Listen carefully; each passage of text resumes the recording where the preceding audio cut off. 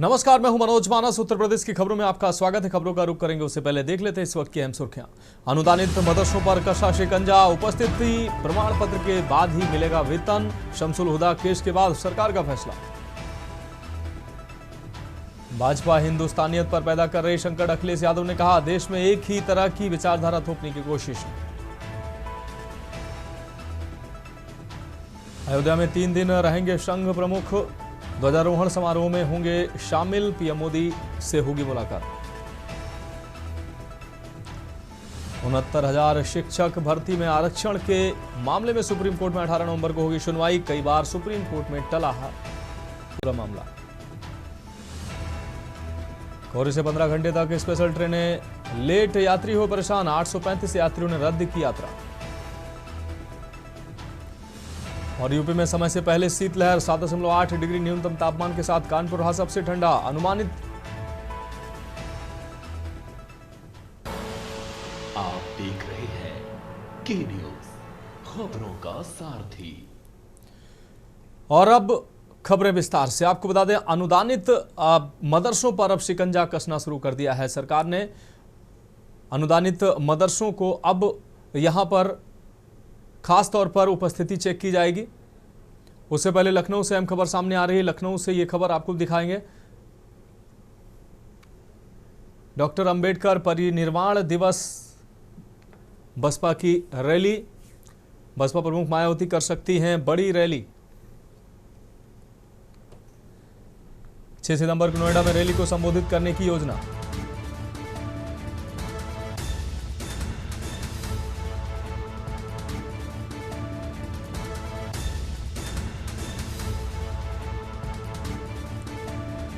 वरिष्ठ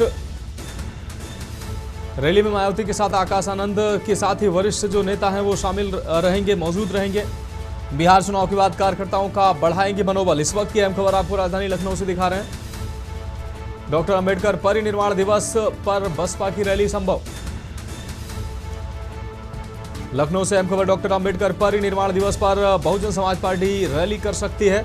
ये अहम जानकारी सामने आ रही है। बसपा प्रमुख मायावती कर सकती हैं बड़ी रैली और इस रैली में आकाश आनंद के साथ कई बड़े नेता शामिल हो सकते हैं। 6 दिसंबर को नोएडा में रैली को संबोधित करने की योजना सामने आ रही है। पश्चिमी यूपी के नेता व समर्थकों को बुलाने की तैयारी चल रही है इस रैली में।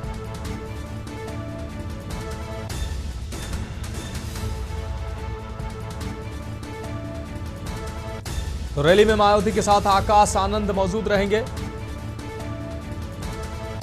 बिहार चुनाव के बाद कार्यकर्ताओं का बढ़ाएंगे मनोबल। तो इस वक्त की अहम खबर, डॉक्टर अंबेडकर परिनिर्वाण दिवस पर बसपा की रैली संभव। लखनऊ से अहम खबर, डॉक्टर अंबेडकर परिनिर्वाण दिवस पर बसपा की रैली संभव। बसपा प्रमुख मायावती कर सकती हैं बड़ी रैली। मनीष तिवारी हमारे संवाददाता अधिक जानकारी लिए हमारे साथ जुड़ चुके हैं। मनीष, बहुजन समाज पार्टी की अध्यक्ष मायावती एक बड़ी रैली एक बार फिर से करने की तैयारी में है। अंबेडकर परिनिर्वाण दिवस पर यह रैली होने की बात सामने आ रही है, क्या कुछ अहम अपडेट सामने आ रहा है? जी बिल्कुल, अगर देखा जाए जिस प्रकार से मायावती जो है उत्तर प्रदेश में दोबारा अपने पैर पसारने का पूरी तरीके से प्रयास कर रही हैं। इससे पहले जो है एक रैली उनके द्वारा की गई थी जिसमें करीब लाखों की संख्या में लोग वहां पर पहुंचे थे और ये देखा गया था कि मायावती का वो प्रयास जो है काफी सफल हुआ था, जिसके चलते जो है मायावती कई बार जो है अलग अलग समुदाय के लोगों से जो है बैठकों का दौर भी देखने को मिला है। और देखा जा सकता है कि उत्तर प्रदेश के अलावा भी जो है उनके द्वारा जो है उनके जो कार्यकर्ता हैं उनको बुला करके उनकी बैठक की गई। बिहार का चुनाव में भी उन्होंने प्रयास किया और वहां पर भी एक सीट हालांकि उनके द्वारा जीत प्राप्त की गई है, लेकिन जिस प्रकार से उनका कहना ये भी कहना रहा कि सही तरीके से चुनाव हुए होते तो वहां पर हमारी सीटों की संख्या ज्यादा होती। तो जिस प्रकार से दलित समुदाय और मुस्लिम समुदाय जो उनका 22% वोट था, जो उत्तर प्रदेश से उनके पैरों के नीचे से खिसक चुका था, करीब 7% वोट ही जो है पिछले चुनाव में उनको प्राप्त हुए थे।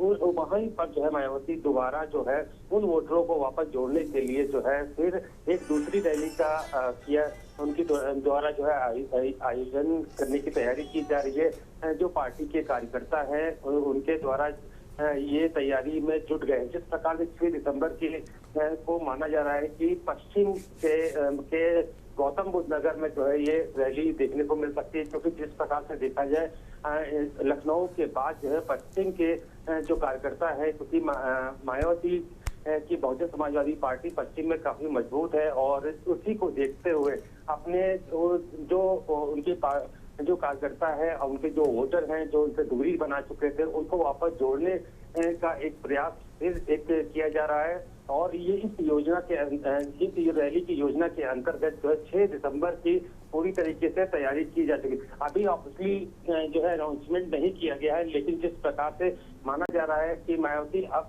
2027 के विधानसभा चुनाव को लेकर के पूरी तैयारी में जुटी हुई है और ये उनका एक मैसेज जो है उत्तर प्रदेश के उनके जो वोटर हैं 22% वोटर हैं, उनको वापस अपनी पार्टी में जोड़ने के लिए इस रैली का स्वरूप देखने को मिल सकता है। जी हाँ बिल्कुल, मनीष तिवारी, इस तमाम जानकारी के लिए आपका बहुत बहुत शुक्रिया। तो रैली में मायावती के साथ आकाश आनंद मौजूद रहेंगे। इस दौरान कई वरिष्ठ नेता भी मौजूद रहेंगे। पश्चिम के नेताओं को साधने और उनको एकजुट करने के लिए उनको बुलाया जा रहा है इस रैली में।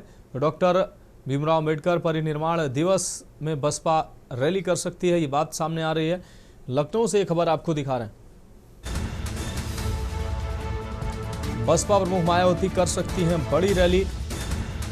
इससे पहले लखनऊ में रैली की थी बसपा ने, तो उस रैली ने बड़ा मैसेज उस रैली के माध्यम से बहुजन समाज पार्टी ने दिया था। पश्चिम यूपी के नेता व समर्थकों को इस रैली में बुलाने की तैयारी है। अब बढ़ेंगे अगली खबर की ओर। लखनऊ से अहम खबर है, स्वास्थ्य केंद्रों के चिकित्सकों पर सीएमओ का हंटर चला है। बिना बताए गायब हुए चिकित्सकों पर अब कार्रवाई होगी। अनुपस्थित पाए जाने पर अधीक्षक होंगे जिम्मेदार। सीएमओ ने जारी की चेतावनी, मरीजों को दें प्राथमिकता, लापरवाह डॉक्टरों पर होगी अनुशासनात्मक कार्रवाई। कई केंद्रों पर डॉक्टरों की अनुपस्थिति की शिकायत, केंद्रों की जिम्मेदारी सीधे प्रभारी अधिकारियों पर। लापरवाह डॉक्टरों पर अब अनुशासनात्मक कार्रवाई की तैयारी स्वास्थ्य विभाग ने किया है। कई केंद्रों पर डॉक्टरों की अनुपस्थिति की शिकायत हुई।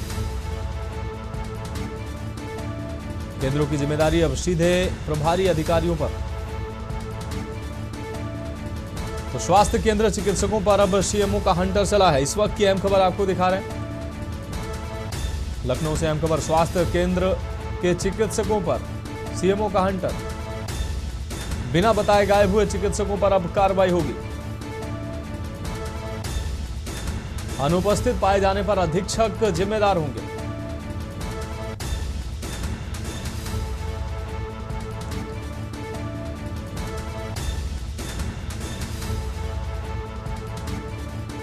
अश्वनी कुमार हमारे संवाददाता अधिक जानकारी के लिए हमारे साथ जुड़ गए हैं। अश्वनी, अब डॉक्टरों की अनुपस्थिति की शिकायत के बाद जिस तरीके से ये स्वास्थ्य महकमे में ये फैसला लिया गया है, सीधे प्रभारी अब जिम्मेदार होंगे। सीएमओ ने फैसला लिया है, क्योंकि कई बार देखा जाता है कि डॉक्टर स्वास्थ्य केंद्रों से बिना बताए अनुपस्थित रहते हैं। ऐसे में अब सीएमओ का ये हंटर चला है, क्या कुछ अहम जानकारी?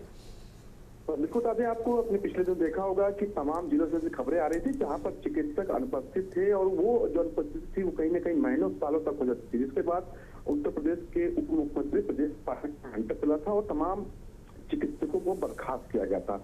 अब ऐसे में समझ में एक बात आती है कि जो वहाँ के जिम्मेदार अधिकारी होते हैं यानी कि अधीक्षक होते हैं, कहीं ना कहीं उनकी लापरवाही होती है।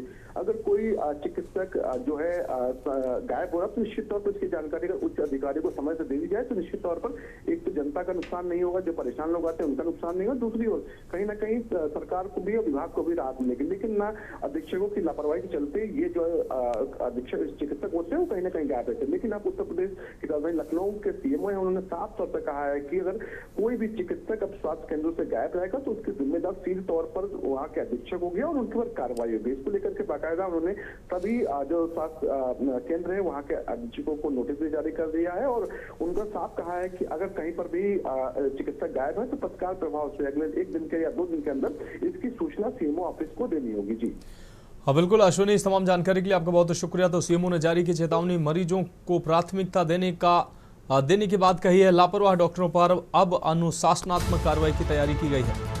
कई केंद्रों पर डॉक्टरों की अनुपस्थिति की शिकायत लगातार मिल रही थी। अब इसको देखते हुए ये सख्त हिदायत दी गई है। केंद्रों की जिम्मेदारी अब सीधे प्रभारी अधिकारियों पर होगी। स्वास्थ्य केंद्रों के चिकित्सकों पर अब सीएमओ का हंटर चला है। लखनऊ से अहम खबर, स्वास्थ्य केंद्रों के चिकित्सकों पर सीएमओ का हंटर।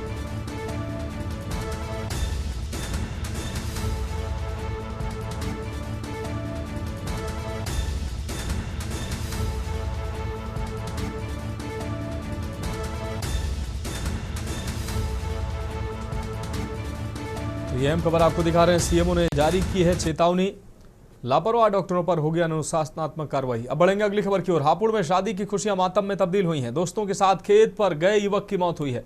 खेत जुताई के दौरान रोटावेटर की चपेट में आया युवक। घायल युवक की गाजियाबाद में उपचार के दौरान मौत हुई है।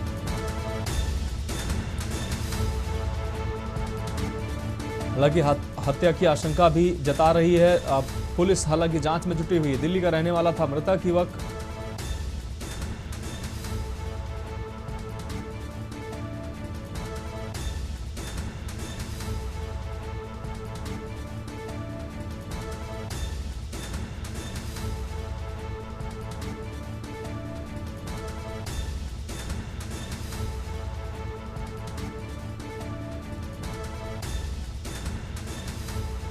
दोस्तों के साथ खेत पर गए युवक की खेत जुताई के दौरान रोटावेटर के चपेट में आने से युवक घायल हुआ। गाजियाबाद में उपचार के दौरान उसकी मौत हो गई। हालांकि हत्या की आशंका भी जताई जा रही है। पुलिस जांच में जुटी हुई है। दिल्ली का रहने वाला था मृतक युवक भव्य रावल। थाना बहादुरगढ़ के गांव सलोनी का यह पूरा मामला है। तो एक तरफ खेत जुताई के दौरान रोटावेटर की चपेट में आने से युवक की मौत की बात कही जा रही है, दूसरी तरफ हत्या की आशंका भी जताई जा रही है। हालांकि पुलिस अब जांच कर रही है, सभी एंगलों से पुलिस जांच कर रही है। दिल्ली का रहने वाला था मृतक भव्य रावल। थाना बहादुरगढ़ के गांव सलोनी का यह पूरा मामला है। हापुड़ में शादी की खुशियां मातम में तब्दील हुई हैं। हापुड़ में शादी की खुशियां मातम में हुई तब्दील। दोस्तों के साथ खेत पर गए युवक की मौत हुई है। खेत जुताई के दौरान रोटावेटर की चपेट में आकर युवक की मौत बताई जा रही है। घायल युवक की गाजियाबाद में उपचार के दौरान मौत हो गई है।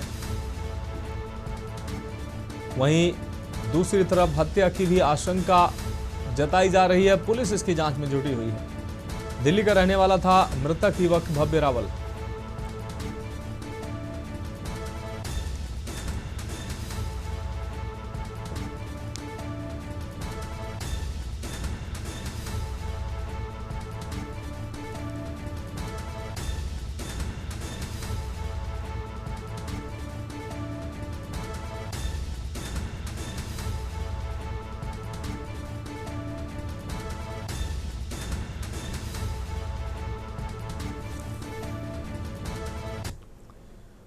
अब बढ़ेंगे अगली खबर की ओर। अगली खबर का रुख करेंगे नोएडा से। अहम खबर है, संदिग्ध परिस्थितियों में युवक का शव मिला है। सेक्टर 46 की ग्रीन बेल्ट में लटका मिला है शव।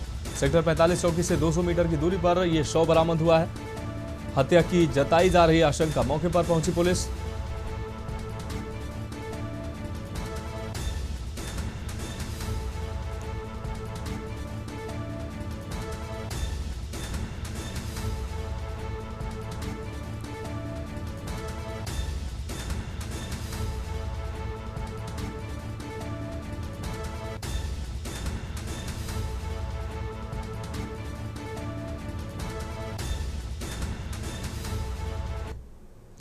और अगली खबर का रुख करेंगे नोएडा से। एक खबर है जहां संदिग्ध परिस्थितियों में युवक का शव मिला है। सेक्टर 46 की ग्रीन बेल्ट में लटका मिला है युवक का शव। आपको बता दें, सेक्टर 45 पुलिस चौकी से महज 200 मीटर की दूरी पर यह शव मिला है। हत्या की आशंका भी जताई जा रही है। मौके पर सदर कॉलोनी पुलिस पहुंची है। आपको बता दें, सदरपुर कॉलोनी में किराए पर रहता था मृतक। पारिवारिक विवाद के चलते आत्महत्या की भी आशंका जताई जा रही। थाना सेक्टर 39 क्षेत्र का यह पूरा मामला है। तो पुलिस अब जांच में जुटी हुई है। तो नोएडा से ये खबर आपको दिखाने, संदिग्ध परिस्थितियों में युवक का शव मिला है। सेक्टर 46 की ग्रीन बेल्ट में लटका मिला है शव। सेक्टर 45 चौकी से महज 200 मीटर की दूरी पर यह शव बरामद हुआ है, मिला है। हत्या की आशंका भी जताई जा रही है। वहीं मौके पर पहुंची पुलिस सदरपुर कॉलोनी में किराए पर ये मृतक युवक रहता था, ये जानकारी सामने आई है। पारिवारिक विवाद के चलते आत्महत्या की भी आशंका जताई जा रही है। थाना सेक्टर 39 क्षेत्र का ये पूरा मामला है। पुलिस सभी एंगल से इस मामले की तफ्तीश में जुट गई है। अब बढ़ेंगे अगली खबर की ओर। रायबरेली से अहम खबर है। हादसे का लाइव वीडियो सामने आया है। अलग अलग बाइक सवार हादसे का शिकार हुए। हादसे में 5 लोग थे घायल। 2 दिन पुराना बताया जा रहा है ये वायरल वीडियो। गुरबख्शगंज के किलौली चौराहे का ये वायरल वीडियो है। हादसे में 5 लोग घायल हुए। 2 दिन पुराना बताया जा रहा है ये वायरल वीडियो। गुरबख्शगंज के किलौली चौराहे का ये वायरल वीडियो। रायबरेली में हादसे का लाइव वीडियो सामने आया। अलग अलग बाइक सवार हादसे का शिकार हुए। हादसे में 5 लोग हुए घायल। रायबरेली में हादसे का ये लाइव वीडियो सामने आया है। अलग अलग बाइक सवार हादसे का शिकार हुआ है।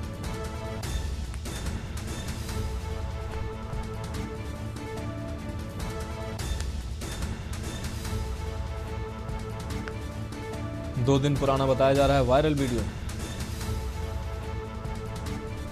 गुरबख्शगंज के किलौली चौराहे का ये वायरल वीडियो। अब बढ़ेंगे अगली खबर की ओर। कानपुर से अहम खबर है। एक परिवार को कार से कुचलने की कोशिश की गई है। दबंगों ने परिवार को मारने का प्रयास किया है। सीसीटीवी में कैद हुई है पूरी घटना। कई बार परिवार पर कार चढ़ाने की करता रहा कोशिश। ये तस्वीरें सामने आई। 10 मिनट तक दबंग मचाते रहे तांडव। बर्रा थाना क्षेत्र के बर्रा 5 की घटना बताई जा रही है। पुलिस ने हर्ष द्विवेदी नामक युवक को गिरफ्तार किया है। अन्य लोगों की तलाश फिलहाल जारी है।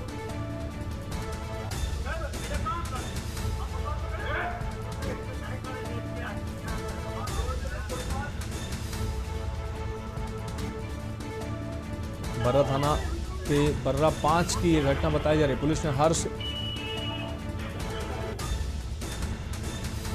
हर्ष द्विवेदी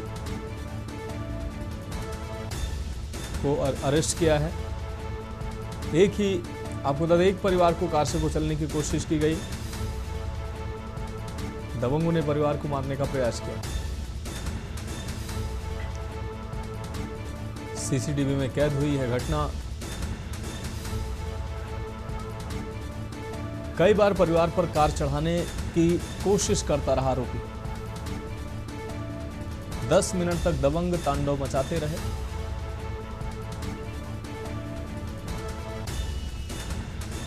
बर्रा थाना क्षेत्र के बर्रा 5 की घटना है। पुलिस ने हर्ष द्विवेदी नामक युवक को गिरफ्तार किया है।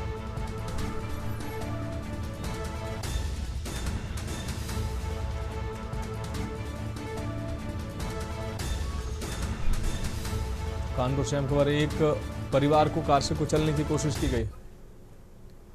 अब बढ़ेंगे अगली खबर की ओर। सीतापुर से अहम खबर है, जहां जेठ पर बहू का गला रेतने का आरोप लगा है। मशीन में चारा काटने को लेकर विवाद हुआ था। गुस्साए जेठ ने बांके से काटी गर्दन। वारदात को अंजाम देकर आरोपी जेठ मौके से फरार हुआ। दिन दहाड़े हत्या से गांव में सनसनी फैल गई। पुलिस मामले की जांच में जुटी हुई है।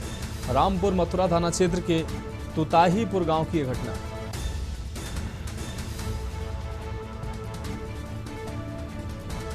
दिन दहाड़े हत्या से गांव में सनसनी फैल गई।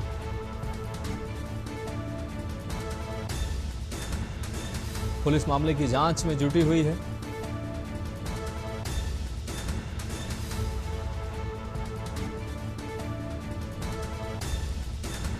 जेठ पर बहू का गला रेतने का आरोप लगा है।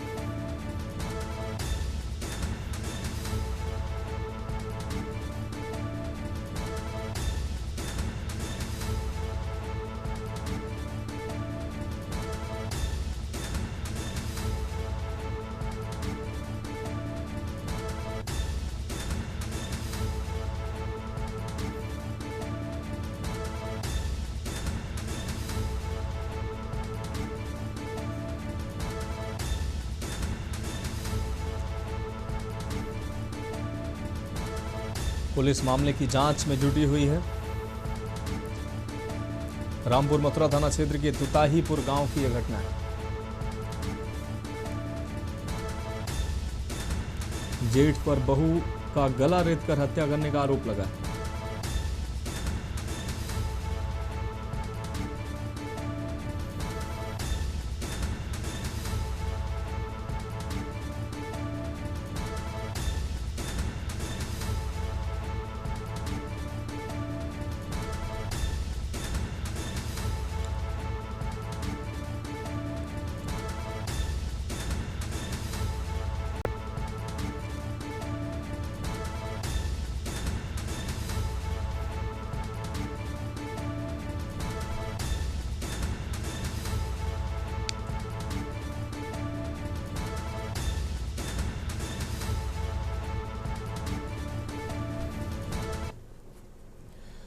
अब बढ़ेंगे अगली खबर की ओर। अगली खबर लखनऊ से है, जहां बिजली विभाग की वर्टिकल हेल्प डेस्क शुरू हुई है। वर्टिकल सिस्टम की कनेक्शन इकाई का बड़ा अभियान शुरू हुआ है। 2.25 लाख बकायेदारों से वसूले जाएंगे 75 करोड़ रुपए। 50,000 या उससे अधिक बकाया वालों पर होगी कार्रवाई। 6 माह से बिल न चुकाने वाले उपभोक्ता निगरानी में है। आज से टीम घर घर और दुकानों पर अल्टीमेटम नोटिस देगी। भुगतान न करने वालों के काट दिए जाएंगे कनेक्शन जोड़ने पर संविदा कर्मियों की जाएगी नौकरी।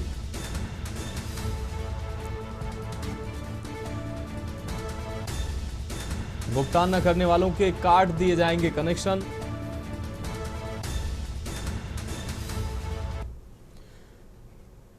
और इस खबर पर अहम जानकारी के लिए हमारे संवाददाता मनीष तिवारी हमारे साथ जुड़ गए हैं। मनीष, बिजली विभाग की वर्टिकल हेल्प डेस्क शुरू हुई है। इसके तहत अब घर घर और दुकानों पर जाकर लोगों को नोटिस दिया जाएगा। बड़ा बकाया जिनका है या जो बड़े बकायेदार हैं, बिल नहीं चुका रहे हैं, उनको नोटिस दिया जाएगा और वसूली की जाएगी। क्या कुछ अहम जानकारी?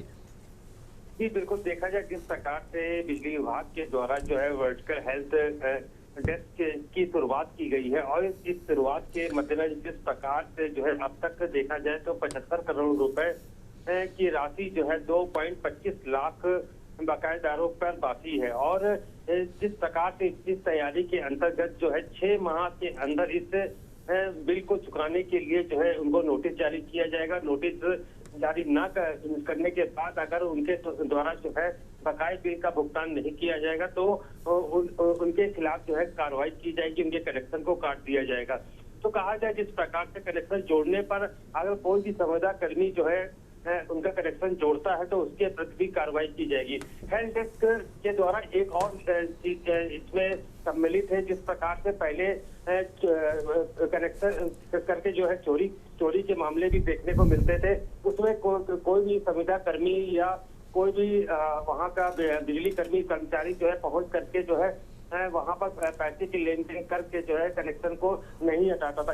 अब इसमें इस कड़ी को भी जोड़ा गया है, जिस प्रकार से हेल्प डेस्क के माध्यम से केवल वही लोग जाकर के जो है पूरे कनेक्शन, चाहे बिल बकाया हो या बिजली चोरी का मामला हो, तो उनके द्वारा ही पूरी कार्रवाई देखने को मिलेगी। अगर कोई भी आदमी, चाहे वो संविदा कर्मचारी हो या बिजली विभाग का कर्मचारी हो, वो अगर हेल्प डेस्क के उसमें पैनल में नहीं आता है तो वो जाकर के किसी प्रकार की जांच नहीं कर सकता। तो कहा जा सकता है कि बकाये पैसे को वसूलने की तैयारी और बिजली चोरी को लेकर के ये कदम उठाया गया है कि ईमानदारी से अगर ये कदम हो तो जो बिजली चोरी होती है तो उस पर भी रोक लग सकेगी। जो बकाये पैसे बाकी है क्योंकि एक दिन जाके कनेक्शन काटती है और उसके बाद पैसे के लेन देन को ले करके जो है संविदा कर्मचारी जो रखे गए हैं वो उनका कनेक्शन जोड़ देते हैं। इन सब की रोकथाम के लिए ये कदम बिजली विभाग के द्वारा उठाया गया है। बिल्कुल मनीष तिवारी, इस तमाम जानकारी के लिए आपका बहुत बहुत शुक्रिया। तो कनेक्शन जोड़ने पर अब संविदा कर्मियों की नौकरी भी जाएगी। सख्त कदम उठाने के निर्देश दिए गए हैं। बिजली विभाग की वर्टिकल हेल्प डेस्क अब शुरू की गई है। इसके तहत अब वसूली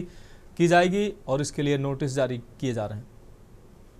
बढ़ेंगे अगली खबर की ओर। खबर कासगंज से। बिहार चुनाव में एनडीए को मिली जीत और लालू प्रसाद यादव की बेटी रोहिणी आचार्य के घर और पार्टी छोड़ने के बाद रोहिणी आचार्य पर लालू के बेटे तेज प्रताप यादव ने के न्यूज की टीम ने भाजपा निवर्तमान ब्रज क्षेत्र अध्यक्ष वर्तमान एमएलसी रजनीकांत माहेश्वरी से इस विषय पर खास बातचीत की। उन्होंने बातचीत के दौरान कहा कि बिहार में एनडीए ने जो विकास कार्य किए हैं वो जनता का विश्वास जीता है।